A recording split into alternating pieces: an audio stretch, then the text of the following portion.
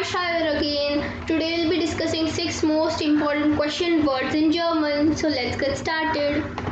First one is who.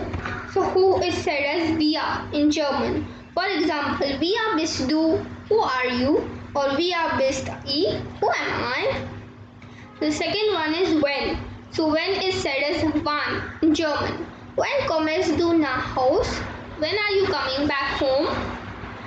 And the third one is what. So what is said as was in German. Was is das? What is it?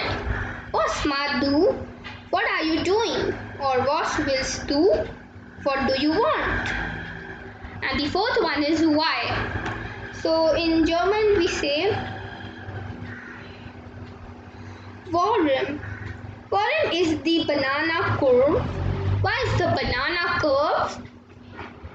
And the fifth one is where. So in German we say wo. Wo ist das Bad? Where is the bathroom? Or wo ist das Toilet? Where is the toilet? Or wo ist das Bahnhof?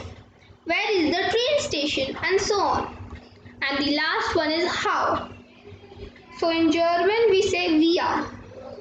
Like wir all bist du? How old are you? Or wie geht's dir? How are you? Etc.